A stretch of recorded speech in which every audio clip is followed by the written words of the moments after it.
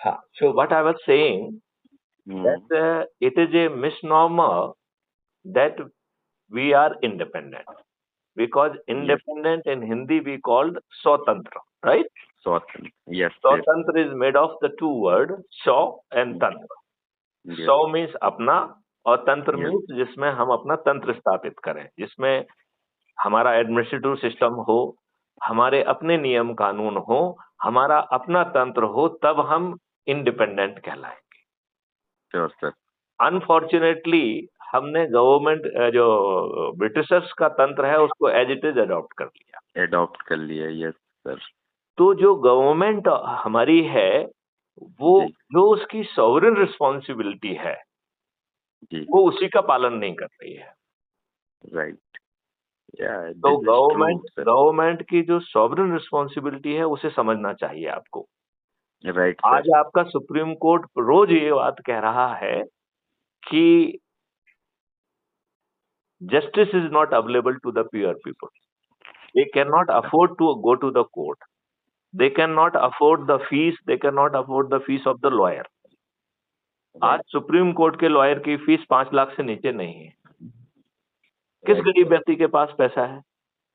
नहीं है, sir. नहीं है। तो क्या स्वतंत्र देश के स्वतंत्र नागरिकों को अपने हक की लड़ाई यूं ही सरेंडर कर देना चाहिए, या हमारा नियम कानून अलग होना चाहिए?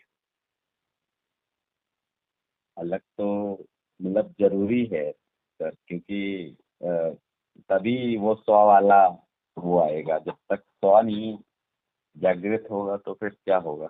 वही चलता रहेगा। बहुत सही बात आपने कही। तो अभी यदि हम आज के कानून को देखें तो हमने या अंग्रेजों ने अपनी सुविधा के अनुसार जो है धाराएं बनाई, राइट? उन्हें जो है आपकी मारपिटाई कोई कर दे उनको उसमें कोई दिक्कत नहीं है, लेकिन गाली देने में उन्हें दिक्कत है, राइट? राइट। Right, sir.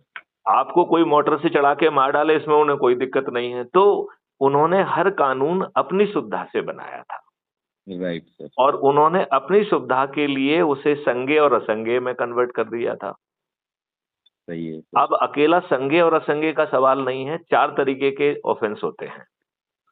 एक राइट। होता है कॉग्निजेबल और नॉन कॉग्निजेबल, जिसे संज्ञेय असंज्ञेय कहते हैं। जी। तीसरा होता है सिविल ऑफेंस, और राइट, चौथा सर। होता है रेवेन्यू ऑफेंस, क्योंकि राइट। रेवेन्यू की कोर्ट अलग है। तो जी। सिविल की कोर्ट है, रेवेन्यू की कोर्ट है, और कॉग्निजेबल में पुलिस कॉग्निजेंस ले लेती है, और नॉन कॉग्निजेबल में आपको कोर्ट जाना पड़ता है। Right, sir. क्या आपको ये पूरा तंत्र समझ में आ गया? जी। अब इसको ये समझना पड़ेगा मिस्टर अब्दुल जी, कि सर। कुछ भी होता रहे, ठीक है ना? मतलब सुविधा की दृष्टि से, प्रक्रिया की दृष्टि से हम उन्हें इन्हीं भागों में बांटे रहें, लेकिन रिस्पॉन्स के हिसाब से हमें बदलना पड़ेगा। ट्रू। चाहे वो कॉग्निजेबल हो, चाहे वो नॉन कॉग्निजेबल हो, चाहे वो सिविल हो या रेवेन्यू हो, व्यक्ति को उसके घर में रिस्पॉन्स मिलना चाहिए। Right, sir. ये बात आपको कहां तक समझ में आई? ये समझ में आई कि लोगों को जो जस्टिस एक्सेस की बात करते हैं या जो 100 की स्वतंत्रता की, वो उसके घर तक पहुंचना चाहिए, उसके तक पहुंचना चाहिए, वो जो अंतिम पंक्ति वाला व्यक्ति है वहां तक। अब अंतिम वाला पंक्ति वाला व्यक्ति कितना झेल रहा है कि वो थाने जाता है तो उसे भगा दिया जाता है। Right, sir. मतलब वो एक जनून संज्ञेय अपराध की रिपोर्ट कर रहा है, उसकी बिना रिपोर्ट लिखे उसे भगा दिया जाता है। Right, sir. और जिसके खिलाफ वो रिपोर्ट कर रहा है, ये तो विक्टिम है। जो ऑफेंडर है उसको बताया जाता है कि आपके खिलाफ ये भाई महोदय जो है शिकायत करने आए हैं, तो वो पहुंचता है और आपके खिलाफ एक झूठी काउंटर शिकायत कर देता है। राइट। तो आपकी शिकायत पे तो कोई कार्रवाई नहीं हुई, उसकी झूठी शिकायत पे तुरंत कार्रवाई करके आपको जेल में डाल दिया जाता है। राइट। इन हालातों से आप कहां तक सहमत हैं? आप अपने आसपास यही हालात देख रहे हैं या इससे हटकर हालात देख रहे हैं? मोस्टली ऐसी ही चीजें चल रही हैं, सर। तो आपको नहीं लगता है कि आप सब लोगों को, आपके सभी बच्चों को, आपके सभी पेरेंट्स को हमने एक इतना पावरफुल सिस्टम डिजाइन किया है कि अब अभी देखिए आज के सिस्टम में कौन परेशान है? जो विक्टिम है। राइट। वही जो है ना थाने में भटक रहा है, वही नेताओं के पास भटक रहा है, वही अधिकारियों के पास भटक रहा है, वही गाली राइट सह रहा है, वही अपमान सह रहा है, उसी का सिर फटा हुआ है और उसी का मेडिकल नहीं हो रहा। राइट यही हो रहा है कि नहीं हो रहा है? वो हाथ जोड़ राइट के यही प्रार्थना करता है कि साहब सीसीटीवी का फुटेज जो है ना ले लीजिए, लेकिन फुटेज लेने की बजाय जब वो फुटेज आउट जो है ना ओवर रिटन हो जाता है तो कर दिया जाता है कि साहब जो है ना footage is no more available. 1 month के बाद वो तब तक 1 मंथ तक वो वन होता ही मंथ नहीं तक है कुछ 1 मंथ। करेंगे नहीं और खुद करेंगे नहीं, सामने वाले के आवेदन पे ध्यान नहीं देंगे और फिर कागज पे फॉर्मेलिटी। यही हो रहा है कि नहीं हो रहा? हो रहा है सर, डेफिनेटली हो रहा है ये, मतलब एक रियलिटी है। अब इस रियलिटी से बाहर क्या आपके बच्चे निकलना चाहेंगे? Yes, why not sir, why क्या नॉट। आप उनको ये ज्ञान देना चाहेंगे? राइट, बिल्कुल देना चाहेंगे सर। और मतलब मैं तो बड़ा प्रिविलेज फील कर रहा हूँ कि आप जैसे अनुभवी ऑफिसर मुझे इतना टाइम दिए और बात कर रहे हैं, तो that is privilege for me. Basically हमारी एक चैनल है क्राइम फ्री भारत मिशन, ये यूट्यूब जी चैनल है। जी हमारा एक ऐप है जो कि अभी कुटुंब ऐप पे चल रहा है, जिसका जी नाम जी। है crime free Bharat mission app. हम्म। और बहुत जल्दी जो है हम लोगों को जोड़कर उनके घर पर न्याय पहुंचाएंगे। हमने जी सर। ऐसा ताना बाना बुन लिया है। जी सर। अब उस ताना बाना को पहुंचाने के लिए हमें एक रणनीति के तहत काम करना होगा और मैं जी। चाहूंगा कि आपके हम्म कॉलेज के विद्यार्थियों को इसका हम्म। लाभ मिले। श्योर सर, और सर हम चाहेंगे कि आपका सेशन हम करवाएं और बच्चों को भी उसका एक लाभ मिले, कुछ हाँ, ट्रेनिंग्स मैं मिले। तो ये कह रहा हूं कि एक सेशन कराया जाए, बिल्कुल फिर एक बिल्कुल। ट्रेनिंग सेशन भी किया जाए, जिससे श्योर सर, बच्चों को श्योर। उसमें ट्रेन किया जाए और श्योर सर। बच्चे जो है उससे धन भी कमा पाएं और जी सर। साथ में जो है अपने लोगों के आंसू पोंछ पाएं। राइट क्योंकि सर, अभी राइट। जो प्रॉब्लम है, जी आपके आंसू कोई नहीं पहुंच रहा पूछ रहा है और आप यहां से वहां भागदौड़ कर रहे हैं और जी व्यवस्था इतनी दुष्ट है कि आपको ही जी पागल कह रही है। आपको ही जी कहेगी कि साहब इसको घूस दे दीजिए, उसको घूस दे दीजिए, कैसे भी अपना काम निकाल लीजिए। तुम प्रैक्टिकल जी नहीं हो, तुम तो जो है ना फालतू के बेकार के आदमी हो। तुम्हें जो है ना ये जी मालूम ही नहीं है कि इस दुनिया में कैसे मैनिपुलेट होना चाहिए, कैसे मैनिपुलेट करना चाहिए, कैसे रहना चाहिए। जी जी। यही हो रहा है कि नहीं हो रहा है? Right right sir. चलिए, तो अब्दुल किशोर अब इस बात को यहाँ विराम देते हैं और जी सर। हमारी हर बात जो है रिकॉर्ड होती है, क्योंकि जी मैं सर। हमेशा उसे एक संदेश मानता जी सर, हूं और वो बिल्कुल सर। संदेश जो है क्राइम फ्री भारत मिशन पे अपलोड होता है। जी सर। राइट?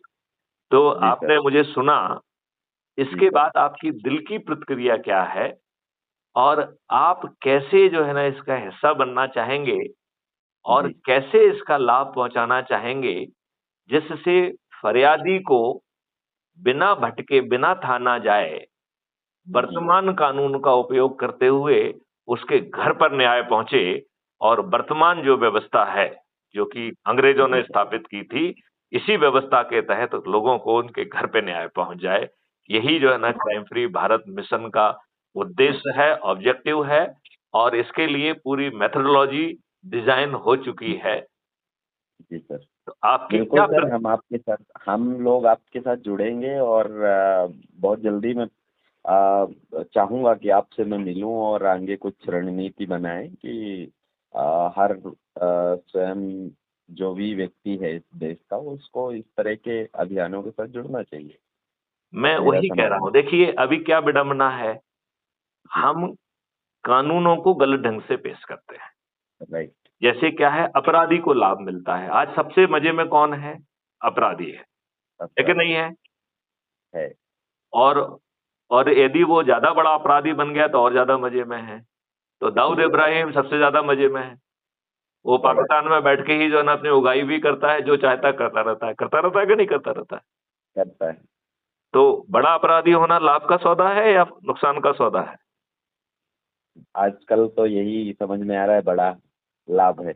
बड़ा लाभ है। अब इसी लाभ को हमें अपराधियों के लिए नुकसान का सौदा बनाना जो है, ये क्राइम फ्री भारत मिशन का उद्देश्य है और उसकी रणनीति बनी हुई है।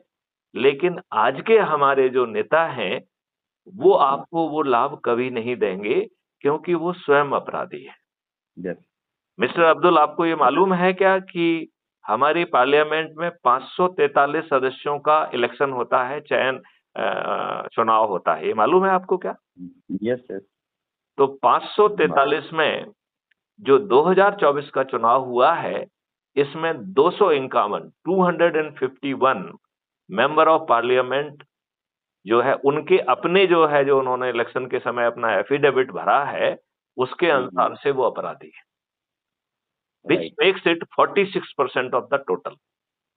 राइट। तो मिस्टर अब्दुल, मैं आपसे पूछना चाहता हूं, ये आपकी पार्लियामेंट है या अपराधियों के बैठने का उनका जमावड़ा है? अदरवाइज इस देश में 46% क्रिमिनल्स वो हमारे पार्लियामेंट में क्यों बैठे हुए हैं? बैन करना चाहिए, एक क्लियर नियम होना चाहिए सर। अब इसमें पहले थोड़े आंकड़े आपको बता दूं, फिर नियम के बारे में भी आपको बताऊंगा। तो इसका दूसरा जो है आंकड़ा ये है कि ये अपराध जो है छोटे मोटे अपराध नहीं है। 170 सांसद, मेंबर ऑफ पार्लियामेंट के विरुद्ध जघन्य अपराध हैं, हत्या, डकैती, लूट, किडनैपिंग, बलात्कार। और मिस्टर अब्दुल, आपको जान के ताज्जुब होगा कि 27 सांसद तो ऐसे हैं जिन्हें कोर्ट ने अपराधी घोषित कर दिया है, कन्विक्ट कर दिया है, बट वो प्रक्रिया में जो होल हैं उनका फायदा उठा के आज भी पार्लियामेंट में बैठे। ये तो बहुत दिक्कत समस्या है सर। इस मामले को 4 बार जो है सुप्रीम कोर्ट में ले जाया गया और सुप्रीम कोर्ट ने उस पर विचारण किया और सुप्रीम कोर्ट ने उसमें कहा कि भाई मैं इसमें क्या कर सकता हूं, ये तो हमारे उसका मामला नहीं है, इसमें तो रूल बनाना होंगे। लिहाजा ये पार्लियामेंट से मैं भी निवेदन करता हूं कि वो नियम बना दें कि किसी भी आपराधिक रिकॉर्ड के व्यक्ति को चुनाव लड़ने की पात्रता नहीं होना चाहिए। लेकिन ऐसा कोई जजमेंट हम नहीं दे सकते। फिर उन्होंने कहा कि हम एक काम तो और कर सकते हैं। उन्होंने कहा कि हम जो है जनता को अधिकार के तहत सूचना दे सकते हैं, जिससे वो एक वेल इन्फॉर्म्ड निर्णय ले सके। राइट। तो सुप्रीम कोर्ट ने कहा कि भाई हर व्यक्ति जो चुनाव लड़ेगा उसे 4 जो है एफिडेविट देना होंगे जी। पहला एफिडेविट होगा कि आपकी जो है एसेट और लायबिलिटीज क्या है जी। दूसरा एफिडेविट होगा कि आपकी क्रिमिनल रिकॉर्ड क्या है जी सर। और तीसरा है कि आपकी एजुकेशन क्या है जी सर। और चौथा है कि आप इन सबको जिस पार्टी जो टिकट दे रही है वो पार्टी अपने पार्टी की वेबसाइट पे से पब्लिश करेगी जी सर। जानते हो हमारे सांसदों ने क्या किया इसके ऊपर? नहीं सर। उन्होंने कहा कि भाई ये तो बड़ी गलत बात है। अरे वो कोई अपराधी थोड़ी है, उनके खिलाफ केस रजिस्टर है, तो उन्हें अपराधी मानना गलत बात है। तो उन्होंने एक नियम बना दिया। मतलब उन्होंने ये नियम तो नहीं बनाया कि अपराधियों को चुनाव लड़ने की पात्रता नहीं होगी, लेकिन उन्होंने दूसरा नियम बना दिया कि इस तरीके के एफिडेविट देने की उन्हें कोई जरूरत नहीं। अच्छा। अरे लेकिन आप देख रहे होंगे कि एफिडेविट अभी लग रहे हैं, तो इसका मतलब है कि फिर जो है ना एक दूसरी संस्था फिर से कोर्ट में पहुंची कि साहब इन्होंने तो गड़बड़ कर दिया है। तो सुप्रीम कोर्ट ने कहा कि हे सांसद, आप जो है नागरिकों के फंडामेंटल राइट से खिलवाड़ नहीं कर सकते। तो जो आपने कानून बनाया है इसे हम अल्ट्रा वायरस घोषित करते हैं और आपको ये भी बताना चाहते हैं कि भविष्य में आप ऐसा कानून नहीं बना पाएंगे। ये किसने कहा? सुप्रीम कोर्ट ने, सुप्रीम कोर्ट। राइट। फिर उन्होंने कहा कि भाई आप लोग तो कुछ करते नहीं हो, तो जैसे ही कोई कन्विक्ट होगा वो उसी समय जी वो जो है इनएलिजिबल हो जाएगा। He will no more be the member of the house. जी मतलब यदि आप प्रक्रिया फॉलो करो चाहे ना करो, but the conviction will have the instantaneous effect. जी फिर इसके बाद भी हमने आपको बताया कि 27 सांसद अभी भी हमारे पार्लियामेंट में बैठे हुए हैं। इसका मतलब है सुप्रीम कोर्ट के इस आदेश का भी पालन नहीं हो पा रहा है। नहीं हो पा रहा सर, ये तो रियलिटी है सर। अब सवाल ये है कि हम रियलिटी माने, क्या हम अपने सांसदों से किसी अच्छे कानून की अपेक्षा कर सकते हैं, या वो हमें इस जातीय धार्मिक समीकरण में फंसाकर अच्छे भारत से वंचित करेंगे? सर उनसे तो उम्मीद नहीं की जा सकती। तो आप मैथिली शरण गुप्त से ऐसी उम्मीद कर सकते हैं कि उनसे जुड़कर हम इन्हीं कानून के तहत इन सभी को मजबूर कर सकते हैं। ऐसा मैंने कानून का ताना बाना बुन लिया है, कानून का। जरूर सर, जरूर सर। चलिए, तो आप जो है इतनी बातें सुन के आपके दिमाग में क्या प्रश्न उठ रहे हैं? आपका देश के नागरिकों के नाम क्या संदेश है, ये बताइए आप। मैं तो सर आपकी बातों को सुनकर मुझे लग रहा है कि मतलब आपके जैसे कुछ लोग मध्य प्रदेश में आ जाएं तो मतलब बहुत कुछ बदलाव, और जो लोग हैं वो इस कानून से फायदा ले सकते हैं। और सर मैं तो एक ही चीज़ बोलना चाहूँगा कि आपसे जल्द से जल्द मिलना और बच्चों के लिए कुछ नई रणनीति बनाना, ये मेरा एक अभी बड़ा। आपको अपने बच्चों के नाम क्या संदेश है?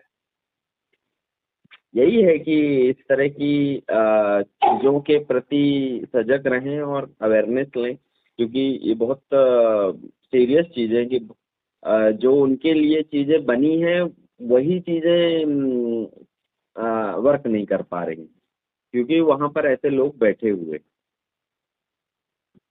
आपका भोपाल की जनता और फिर मध्य प्रदेश की जनता, फिर देश की जनता के नाम क्या संदेश है?